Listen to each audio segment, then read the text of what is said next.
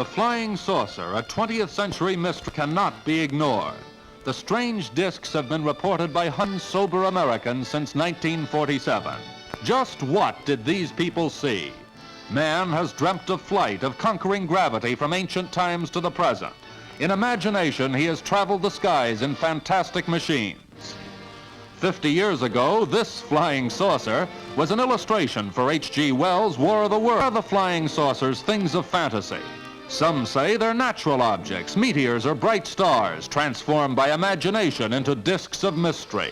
Others say the saucers are weather balloons, common enough in the sky and easily mistaken for a disc. These theories were checked when the armed forces investigated the flying saucers. Admiral Calvin Bolster of the Navy's Bureau of Aeronautics gives his conclusion. These balloons might explain isolated cases of circular-shaped, unidentified objects flying at altitudes, extreme altitudes that have been reported. However, I do not feel that these balloons explain the majority of the so-called flying saucer sightings that have appeared in the press. People saw something not a balloon, not a meteor, not a hallucination. Reliable witnesses have cited them over nearly every major city, along our air lanes, over secret research areas. In True magazine, Commander Robert McLaughlin, a Navy guided missiles expert, told of flying saucers detected by radar over White Sands, New Mexico. Scientists were tracking a rocket, suddenly detected a saucer at 56 miles altitude. Over 100 feet in diameter, the disk was traveling at 1,800 miles per hour, rapidly outranged their instruments. But there had been time for precise, accurate measurements. Says McLaughlin, that saucer could not have been made on Earth. Airline pilots with thousands of hours' experience have reported saucers coming within a few hundred feet of their planes, matching speed briefly, and then darting off at supersonic speed, leaving a glowing exhaust trail. Student pilot Arthur Weisberger reports on his experience. My name is Arthur Weisberger. On July 21st in Tucson, Arizona, while out in my backyard, 3 shiny objects in the sky attracted my attention. I glanced up and there were 3 flying saucers in a V. Approximately a half a mile away from me at an altitude of 350 feet. They appear to be hovering in midair with what I believe to be a spinning action. The saucers stayed still for approximately 40 seconds and then took off due north horizontally. From a dead stop, these saucers exceeded a rate of 500 miles an hour for approximately 5 seconds, still going horizontally due north towards the Santa Catalina Mountains.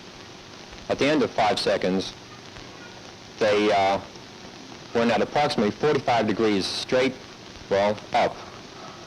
They exceeded 1,000 miles an hour until they vanished from sight. They appeared to be 50 feet in diameter with what appeared to be a dome on the top with, I can't be sure, but I believe I saw the sun glinting off of, well, windows or observation portholes of sort. What people saw is revealed clearly by this remarkable international news photo, the first ever taken of a flying saucer. It's one of 2 pictures made early this year by farmer Paul Trent of McMinnville, Oregon. Enlarged, the photo reveals clearly the familiar disc shape.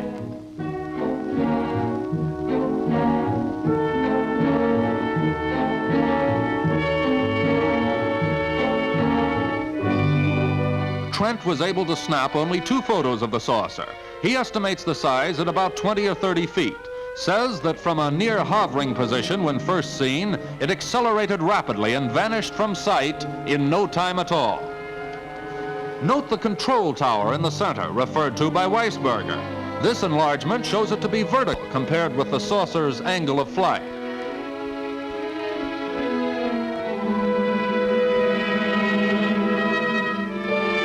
Sid Mortner, executive editor of International News Photos, comments on these unusual pictures. Our agency refused to release photographs of a purported flying saucer to the newspapers of the country until we could inspect the original negatives.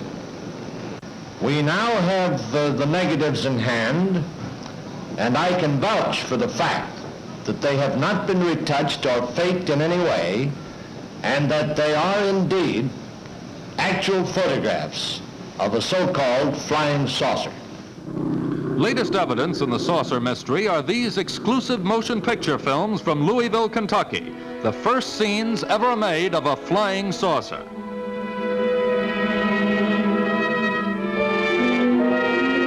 Note the white halo around the saucer, an effect reported by some observers. Slightly irregular in shape, the disc appears to be rotating and to possess a dancing motion against the background.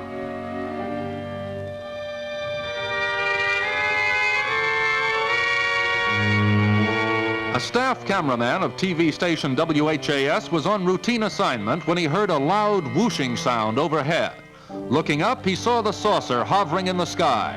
After 2 minutes, the disc accelerated and vanished directly upwards. An investigation revealed no weather balloons aloft at the time.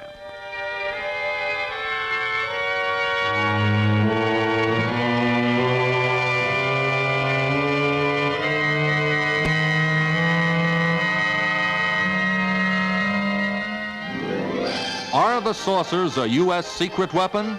This is officially denied. Here, Admiral Bolster speaks for the Navy. In my position in the Research and Development Organization of the Bureau of Aeronautics and of the Navy Department, I am thoroughly familiar with both our aircraft and our guided missiles programs and can state without reservation that the Navy has no saucer-shaped aircraft or missile in any of these programs. Many authoritative sources, including U.S. News and World Report, have declared otherwise. These sources say the discs are jet craft developed from an experimental Navy fighter of 1945. But only one model of this plane ever flew, says the Navy. Some experts point out that only 30 years ago, rocket development was in this crude state.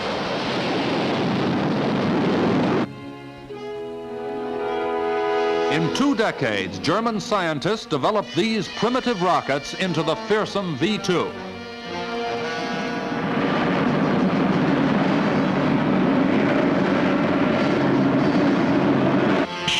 No major improvement on the V-2 has been made public since the war, despite intensive research by U.S. engineers in cooperation with German rocket specialists. Are the saucers the secret descendants of the V-2?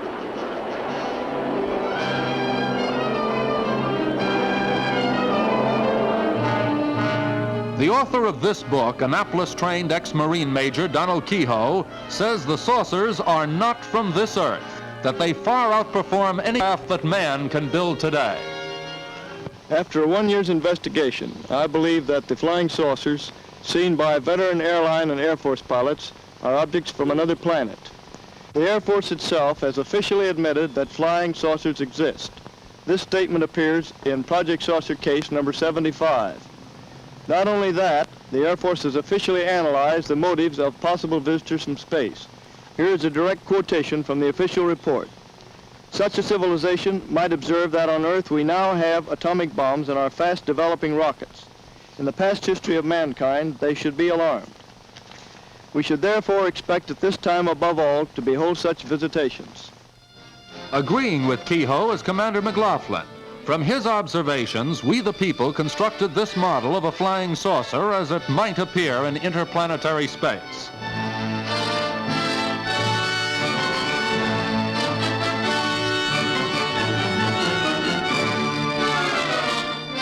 Are eyes from another world looking at this scene? A saucer's eye view of our planet, filmed at a height of 57 miles.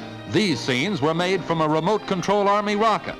But today, visitors from space may be studying us from similar heights.